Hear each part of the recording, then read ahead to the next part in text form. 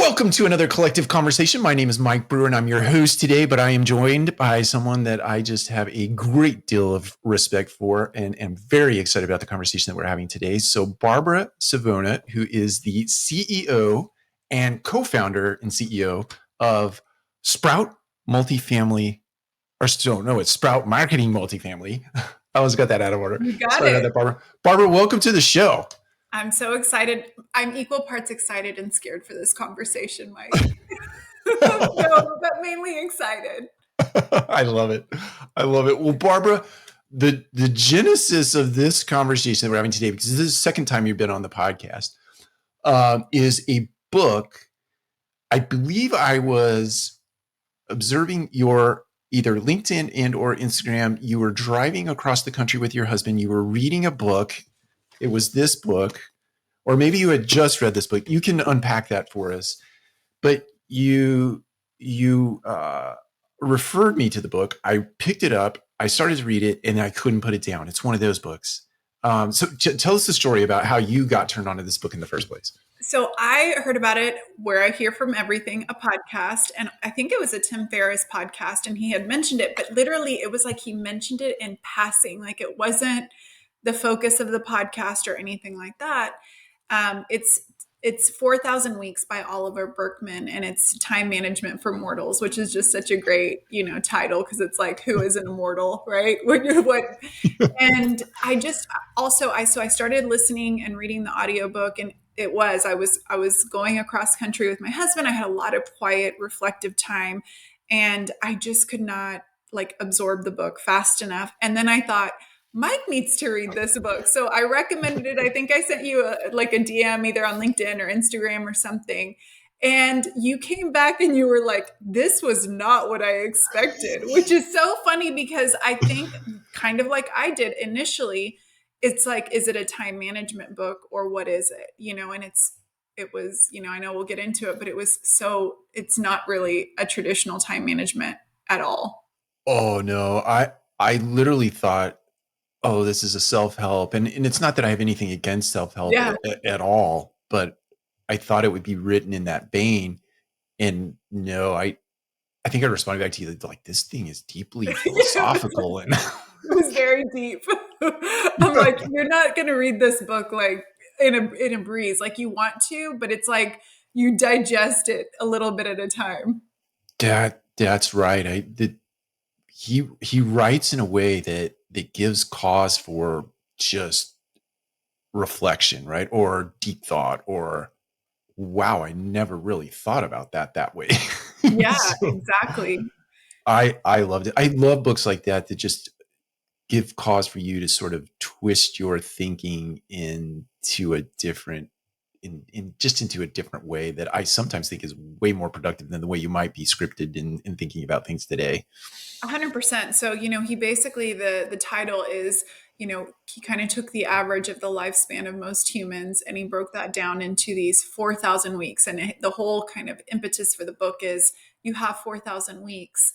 And then it goes into time management for mortals, which is kind of funny because he says like, the whole thing is almost silly, like that, mortals are trying to manage their time. And you start reading it and there is like a moment of just like, there is like a little bit of a kind of slap in the face where it's like, wow, this feels a little morbid, But then as he breaks things down and he talks about this ridiculousness of how we're constantly trying to manage time as if we own it and constantly trying to read more, productivity books and make the perfect schedule. And that resonated with me because I love a good time management book, like what? But it really went into, there was one quote, I thought I'd maybe share it with the audience here. Mm-hmm. He says, it's not about being good enough or not applying enough self-discipline or not finding the right technique, but that we're ultimately material beings in a material world constrained in a million different ways. So it just follows that the kind of perfection cannot be achieved in reality. And so the whole book is really breaking down how coming to grips with the fact that there is a finite amount of time that we each have, and then being very intentional with how we use it. So it made me think. I listened to it and then I read it again and I've shared it with a few people, and most have had the same reaction as you. They're like, uh-oh, this is literally like a therapy session in a book, like a really deep therapy session. Yeah, I would agree with that statement. And we're going to segue using that in a second, because we're going to go into sort of, I don't know, we'll stop short of labeling it a therapy session, but it brings to mind for me. I don't know if this is true for you. I'll speak for myself. When I'm just rocking and rolling through life, right? I'm not thinking about, oh wow, I'm 50. If I'm really lucky, I might have 50 years left. If I'm law of averages, I may have 30 years left, right? I'm not thinking about that. Right. Not consciously, right? Not, I mean, most people don't want to think like that. Yeah, they either choose not to, and or they just are just blindly ignorant, right? You just don't, Right. it's not top of mind. I don't wake up in the morning thinking, oh, I'm going to die in 30 years. Yeah. Oh my gosh. And that's exactly. Don't start doing that though. No, I mean, yeah, that's probably a bad exercise. You put that out into the world, it might come to bees. Yeah, don't put that out there. Right. So, okay, we're going to segue, and I really appreciate the fact that you're up for this, and we'll see where it goes. I took some questions out of the book, key questions I believe that relate to this topic, and I thought it would be fun to ask you each one of the questions. I think there's six. Actually, there's six questions, and we'll just see where it goes. Okay. All right. Like I said, I'm excited about it because I feel they're such thoughtful questions and I think others will also love them. But I am scared because I've given them some thought, but I'm also going to just free flow with this too. I love it. Okay, here we go. All right, the first question is, what would it mean to spend the only time you ever get in a way that truly feels like you are making it count? Okay, so this one I did give a lot of thought to. I feel like I have been someone that has been very thoughtful, especially in recent years, about how I'm spending my time, how, it's really about all the moments in life are what's going to make up a life. So for me, some things that I've done that you and I talked about this before about identity. I got really clear on the kind of person that I want to be, not just like perceived to be, but that like I really show up as a certain kind of person. And I tried to get really granular with that. Like, what kind of an aunt do I want to be? What kind of a wife? Like, when my husband thinks of me, what do I want to? And then I started to even get more granular. Well, what would a wife that showed up as loving and engaged, well, what would that mean? And then I found that a lot of those things also were in conflict with some of the things that I was maybe doing, maybe in terms of actually specific to my husband, or it might have just been other things that were maybe taking me away from having the energy to show up like that. So for me, it was like, okay, just get really clear on who are my VIPs in my life. They can't be everybody. They can't be everybody that DMs me, anybody that sends me an email, like, any text message I get. If I start treating everybody exactly the same, like nobody's going to feel special in my life. And who do I want to feel special? So when it comes to making it count, it's like, really, first of all, I do tier things. I think about who are those people? And for me, I have a very clear list. It's my husband, my nephews, my sister, my mom, my dad, and my best friend, Lauren. And those are in my top tier. And I'm not saying that there's not other people I don't care for, but there is an order of the way that I approach things. So what that means is I don't answer every single DM. I don't, I'm not on social media 24/7. I don't feel compelled to return an email from somebody that wants to pick my brain immediately. And because I want to make it count in the ways that I want to make it count. And for me, that's work that's meaningful, that's relationships that feel really good, not just on Instagram. And I also don't want to rush through life. And I have periods of that. But so none of this is like, oh, I've got it together. These are just some things that I've tried to reflect back and say, am I living in a way that shows that it's going to count? And there are times like even I've had a busy couple of weeks, just the start of the year. We talked a little bit about that, Yeah. where I've kind of stepped back and said, okay, what are you doing this for? Remember what you're doing it for. And so that has been my, my way of kind of checking myself and saying, what am I trying to get better at? Is it to make more money, money's never been important to me, so I have to really get clear. And then sometimes I find that I'm running contrary to that. And I have to kind of have that humble conversation with myself that's like, you're doing this because maybe it is ego. Maybe it is like, you don't want to miss out on this opportunity. But at the end, I want to stay clear on what's most important. I like that. I think that the thing that speaks most loudly to me is that you've put family at the top of that list. And I think so many times, especially people in the business world, they get out of order, and that the business is the most important thing, and then family falls somewhere down the list, and that gets you off track pretty fast. So I love that for you, that you've put that at the top. Yeah, I think sometimes we go into business for hopes of spending time with our family when we have a successful business. And I do think it's an illusion, because the reality is there's a lot of ways to spend time with family that don't require having all your time in a business. You might not have as much money. You may have to make sacrifices on the things that you spend on. But again, it's that clarity of like, well, what really is important? There's two ways to get to different places. I can either, delay the things that I want, or I can figure out a way to not consume so much so that I have the space to have those relationships now. I don't want to wait till my nephews are 20 and then they don't want to hang out with me. Like, this is the time that they think Aunt Baba is cool and I want to be there. Yeah, that's exactly right. That's exactly right. All right, let's do question number 2. Okay. Um, where in your life or work are you currently pursuing comfort when what's called for is a little discomfort? This one was hard for me because, and I think that you're going to relate to this, so I'm curious. I am a worker and I'm a learner. And so, what is comfortable is constantly working and constantly learning. And I find that I default when I don't like a feeling, I don't like how something is going. You know what I do? I work, or I work out, or I listen to something.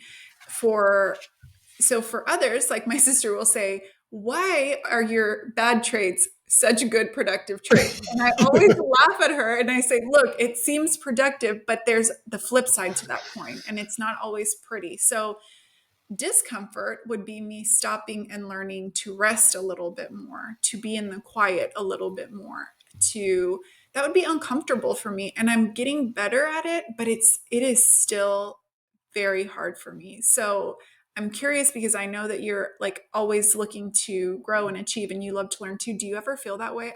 I'm sorry, I had to flip it and ask you. Oh no, yeah, that's been a big problem in my life, to the point that before the internet came along, I would tear articles out of magazines because I knew I might be standing in line waiting, to get my driver's license, and I needed something to like read while I was waiting, and I like Yeah. wanted to fill every single moment with something that my brain could chew on.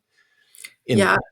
yeah, I say 10 years ago, it became a real problem, and because I was sacrificing family, I was sacrificing a lot of things in my life as it relates to relationships. So I had to start meditating, and the Mhm. discomfort for me was putting myself in timeout with no stimulus, right? And Just your thoughts. just your thoughts. Yeah. And that's a scary place to be sometimes, candidly. But Yeah. There yeah. was this line in the book where he talked about that. And I think that's where it hit me. He said, in order to most fully inhabit the only life you ever get, you have to refrain from using every spare hour for personal growth. And I was like, yep, that is. And I think because it's applauded so much in the world that we live in, it seems always so productive. Oh, you're getting better. And I think that sometimes is, it's a false comfort. It's a false, sense of like a safety net, And so I feel like that's something I would love to give more attention to, is learning to be uncomfortable in the quiet, in the slow, and just learning to live in that for a little bit. Yeah. It's being comfortable, being uncomfortable. Uh-huh. so, so, yeah, I Yes. think I think it's important, and especially think as it relates to what you just said about the world applauds something very different from that. And to the extent that you can be intentional about the alternative, it really has healing effects, therapeutic effects. I truly believe it. And if you spend some of that quiet time out in the woods, out Yeah. in nature, Yes. it's even more compelling for you. Very So, true. all right, let's move on to number 3. Are you holding yourself to and judging yourself by standards of productivity or performance that are impossible to meet? So I think yes and no, right? I think I do like to be organized and I love to have a good plan in place. And I'd love to reflect back on the week and think, what didn't work? How can I make it better next time? So, in a sense, even though I know I'm not going to get everything done, I'm still striving to hit my list. I like that. And I don't know that I want to veer away from it.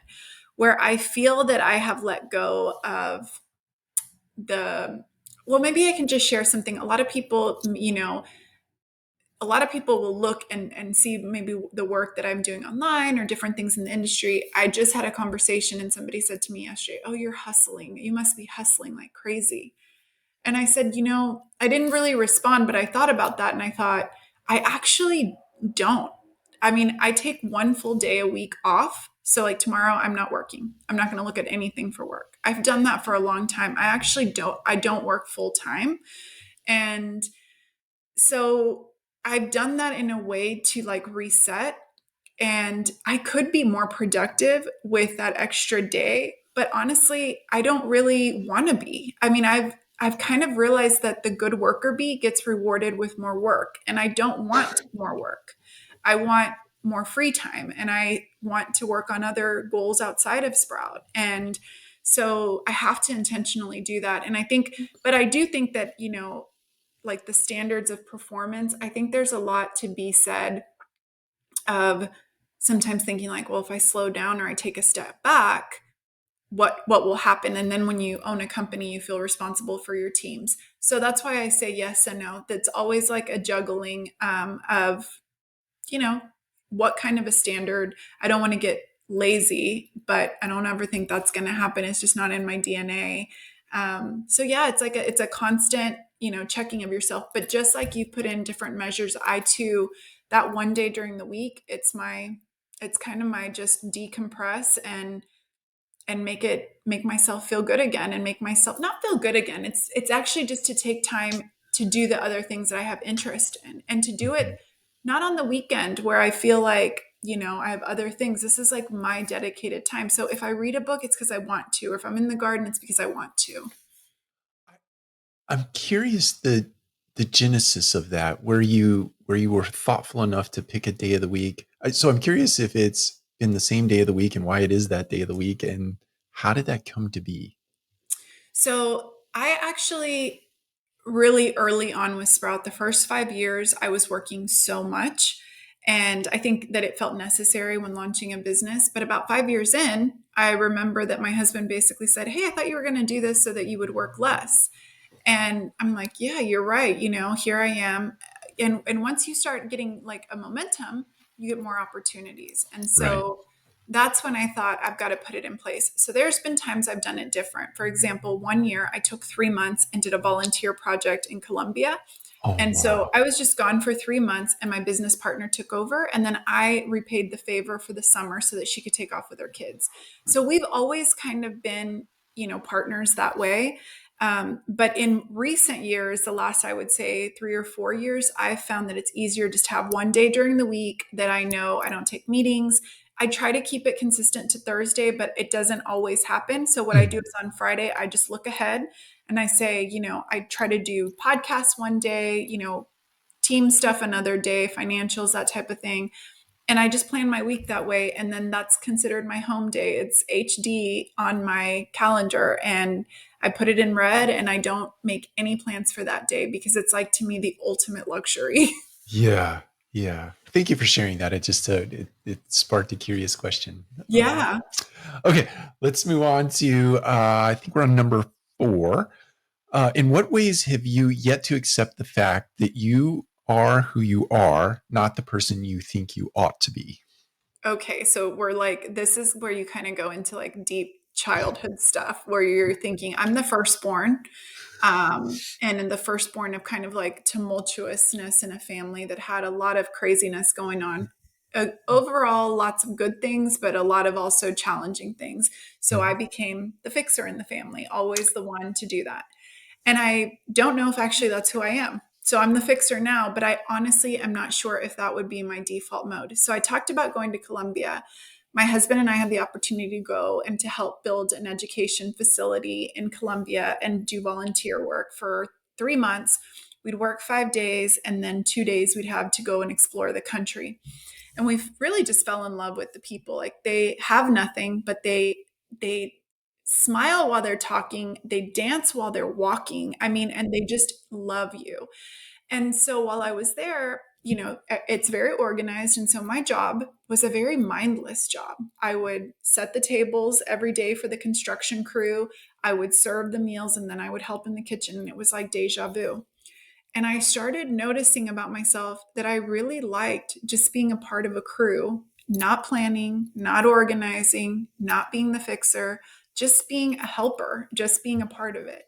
So my entire life, I've been the fixer, the go to for friends, for family. And I do love that role, but I sometimes wonder if I actually love it for the helping people part, not for the actual part of being in charge. So when you ask that with that question, I don't know, that one hit me the hardest, because it's like, who am I? Sometimes I think, who would this little girl have been had she not had to step up to be that role? And I do think in my future, I'm going to continue to peel back the layers of responsibility and be that person that really, nobody knows what they're up to. Nobody's looking to advice. Nobody's wanting me to be their, mentor, even though I love that. I also look forward to a time where that is not a part of my identity for the day to day. Yeah, I think you're so right in that things are imbued in your mind when you're a child, when you're Mhm. impressionable in those years, right? Things get imbued in your sort of your operating system, your human operating system, Yeah. right? That are very hard to break over time, and they become your default mode. And many times you're playing out a version of you that is not really you. And I love that you got the opportunity to sort of have a firsthand. In my mind, it had to be somewhat emotionally loaded because you're in a foreign country around foreign things, and Mhm. foreign stuff is happening to you, and that was the time and the space for you to have that reveal itself to you. It's really cool that happened. Very cool. And I have to tell you a funny experience. So my husband and I are getting back, and we're in, I think it was Miami where we came back. We're in customs, and similar to what's been going on with the airlines, they had some terrible delay. And so the lines were, 400 people deep.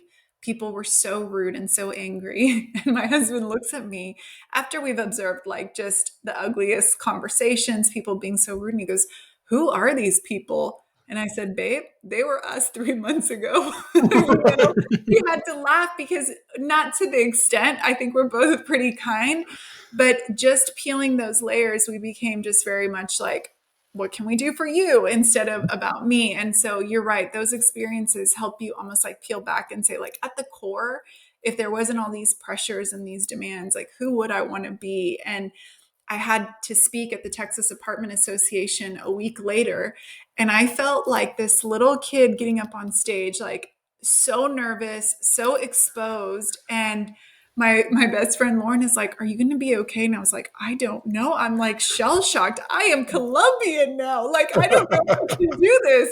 And it ended up being such a good experience because it basically reintroduced me to a part of me that I don't think I had seen in a few years, especially being a woman building a business. And so I try to be a little bit more of that, now more day to day, and even bringing it into business a little bit more, because I actually like that side of me. I just haven't had a lot of chance to wear that personality. Yeah, I love that. Thank you for sharing that. I think that's going to be of a lot of value for a lot of people, and I think it really drives home an idea or a principle of, you know things, events come your way and present themselves in your life. I think in large part to help you identify and see things that you need to work on, or that you just need to be mindful of, and really pay attention to. Every little thing happens, at least the way I think about the world, for a reason. So Yeah. thank you So, for sharing that, for sure. Um, okay, number 5. You're doing awesome, by the way. okay, this therapy session, I haven't cried yet. I haven't screamed at the camera. So it's been good. Yeah, I don't have any virtual Kleenex that I can hang out if. So let's keep it together. All right. Um, Let's see. In which areas of life are you still holding back until you feel like you know what you're doing? So weirdly, it's in building a business. I think a lot of people, I had a conversation with a colleague and they're like, you've built this really cool business. And of course, I've done it alongside my best friend with a team. So I don't claim to have done it alone, but I don't talk a lot of times about building the business. I'm the marketing person. I host a podcast and people know me a lot as that. But I'm very proud of the business I built. But sometimes there's a feeling of, first of all, in multifamily, being an entrepreneur isn't necessarily the norm, right? We're dealing with operators, you're dealing with large companies with large investors many times. My company kind of fits in the middle. And I always feel a little nervous, like, I don't know everything about the latest tech, or I don't know exactly, this is how I do things with financials, but it's a little bit untraditional, or this has been my approach. And I feel like that's been an area that I haven't shared. Even in sharing the fact that I don't work full time, that's been something that I've like, oh, are people going to think I'm not relatable because most people are working 40 plus hours? And, I shared that with my husband. And it's so nice sometimes having that sounding board.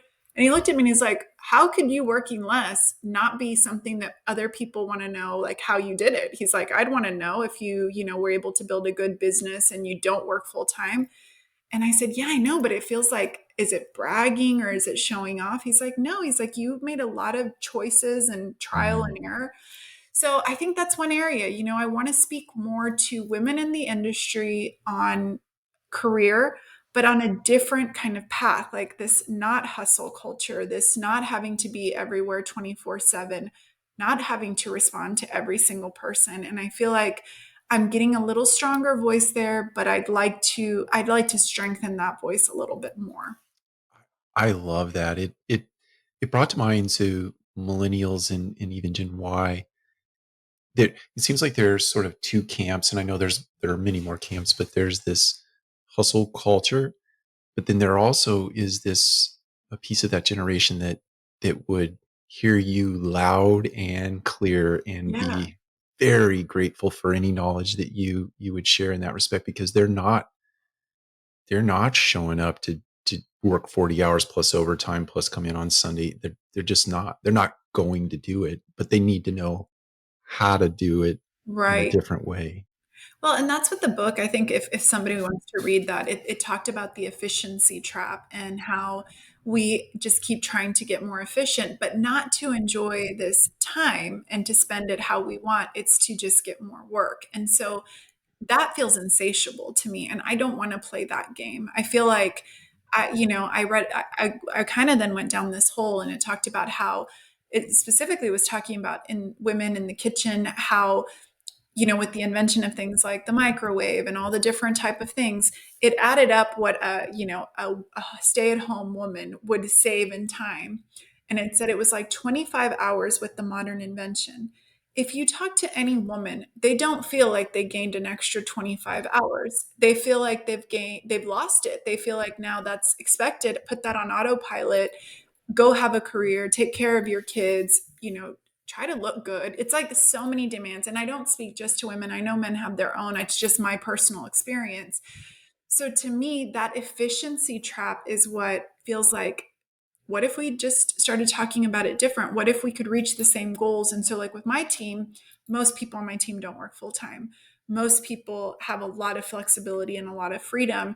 And yet the work gets done. We are hitting our goals. We are growing the way we want. And I think that it actually is the secret sauce because people have the freedom to get their work done and to do it in a way that says like, hey, we know where we're trying to go. It'll become obvious if it's not being done, but we're all kind of supporting each other. So that's just a different perspective. And I feel like I want to talk about that a little bit more. Yeah. I'm your advocate now. You should package that up and share that in every venue possible without disrupting your routine. Because Okay, okay. I still have my Thursdays, Mike. I can't do it on a Thursday, okay? you don't want to turn that into a job, but you should No, share that. no. Thank you. Okay. All right. We're down to the sixth question. How would you spend your days differently if you didn't care so much about seeing your actions reach fruition? Okay, this one was like, what? Your actions don't see fruition? That one was hard for me. But I thought about that because I started gardening 3 years ago. And when I first started, it was like so fun. And then the next year, I'm like, well, how can I optimize this garden? And last year, I had a massive garden. My husband, for our 20th, built me this huge garden. And I started coming in from the garden, grumpy because it's a lot of work, just a lot of work. So I actually had that thought. And I said, one of my friends said to me, your hobbies end up becoming like you run it now like a business and it's like optimization. So I love this question because I thought if I didn't care about outcomes on everything and things coming to fruition, I would wander more. I do like to wander a lot. Like on our property, I love trees. I love like just like looking up at the trees. I like figuring out, what kind of a plant is that and what is it used for? I like natural medicine and just things like that. So I feel like I'm naturally curious and if I didn't worry about the outcome, I would be okay to just explore and not think about, is this a waste of time? How can I make this better? How can I make this more efficient? I would just enjoy it for the sake of enjoying it. And so something I try to do now is I try not to try to find a lesson in everything I'm doing. Even though I really like it, I'm like, okay, this is just a tree. Don't look at it for like, because I can go into this tree that's been here for 100 years and it's going to outlast me. And it came from this baby seed. And I love all of that. But then my husband's like, can you just not enjoy the tree for it being a tree? And I'm like, you know what? I'm going to get better at just thinking about the tree and enjoying its shade in the summer and watching the leaves. And so it just goes back to that slowing down to just enjoy the things I enjoy for the sake of enjoyment, not some kind of goal. I don't know, does that sound crazy? No, two things came to mind. The first is that I had this funny vision in my head of you like having a thought come into your mind that was about efficiency or whatever, and you're like, yeah, no, stop, you can't come in, right? It. You're blocked. You have to stay outside. But it also brought to mind, with the tree. Somebody walked me through an exercise one time where um, we go out in the woods and we stand next to a tree and we look at the bark pattern on the tree, and then you walk to the next tree and you describe the feelings that tree elicits out of you, right? So just by way of the example, for Yes. me, it was like I'm looking at a tree that has very rough bark, and he's asking me questions. And I'm like, oh yeah, looks like an off-road, like Jeep kind of territory, and like you would go in these crevasses and you'd come out and you'd have this great experience. And then we go to a tree that has very smooth bark, and he asked me the same question. I'm like, this seems like it's weird. I don't know why this came to mind, but it seems very medicinal in that you could probably peel off some bark off this Yeah. tree. You could potentially make medicine out of it. You could do something. But anyway, the point to that was, to your point, the slowing down and actually making observation of something that you probably don't give 2 seconds of thought to ever when you're sort of flying through life. You're not Yeah. stopping to look at the bark on the tree.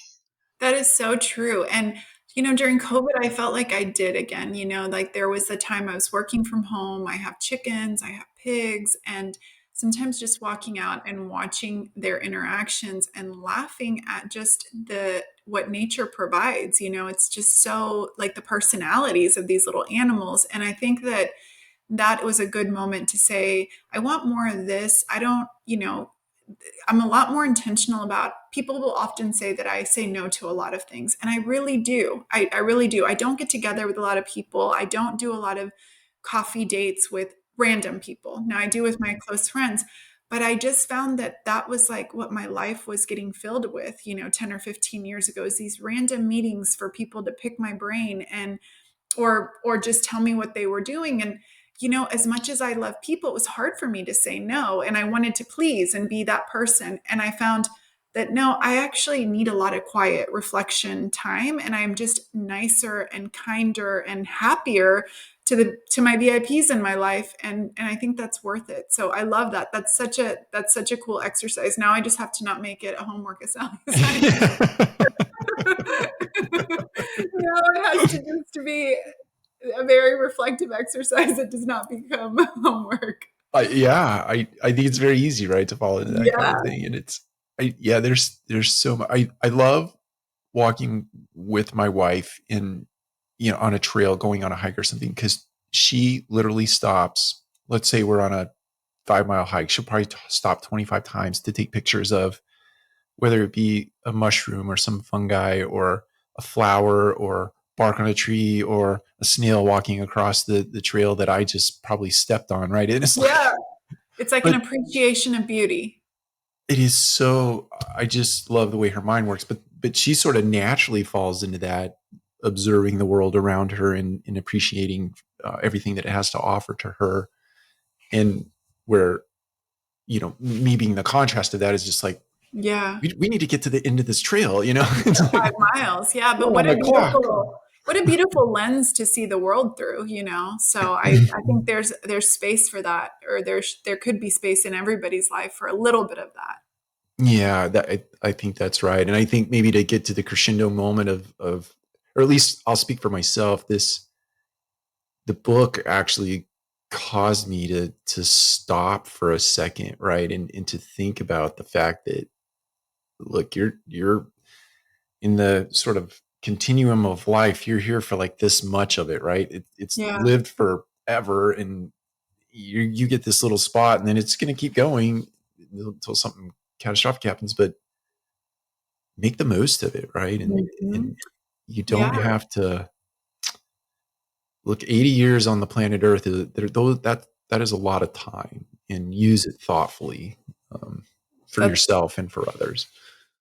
I think that's a great like synopsis of what the book was about. And on a very practical level, it's like, do your words and your calendar line up? So something I started to do maybe, I don't know, a year ago, even before I read this, is instead of making these crazy to-do lists, I would make sure that I put something in there like connect with, whether it's FaceTiming with my nephews or, taking some food to my mom. I take her fresh eggs and she loves, like, that's her, her proud thing to say that her daughter always brings her fresh eggs, and it means a lot. And so I try to make sure that my calendar, even if they're tiny things, are stacked with those things that I say are important to me. Reading my Bible, that's important to me. Doing for others and that kind of thing. So it doesn't negate the other goals that I have, but it's like I want my calendar reflective. If somebody didn't know me and they pulled up my calendar, would it reflect what I say is important? And some weeks I fail miserably. Like this week, I'm not doing so good. But other weeks, I feel like I do really well. And so I think it's just, it's about the cumulative, and that really was talked about. It's that sum of all those little actions that make up your life, and you just want to make sure that they're the ones that you want in there. That's so right. I think that's a good place to bring us to a close, because that was powerful what you just said. I really appreciate that. Um, I also, before we totally end cap here, I just want to say to you, I want to acknowledge you as a human. I've had the great privilege of interviewing you twice now, and I just think that you have a heart of gold. I know I don't know you all that well, but you have a heart of gold. Um, in what I've heard you say and the things that I've seen you act out over social media, act is the wrong word, just how you've sort of shown up in the world in the way of delivering a little piece of your life on social media is inspirational, in my opinion. Thank you, And Mike. I think you're very thoughtful and mindful when you're showing up in that space, but even in these times, and I imagine your friends just love you to death, and your husband as well. And I just want to thank you for that, and what you give to the industry as a whole. I really want to thank you for that as well. It's I awesome.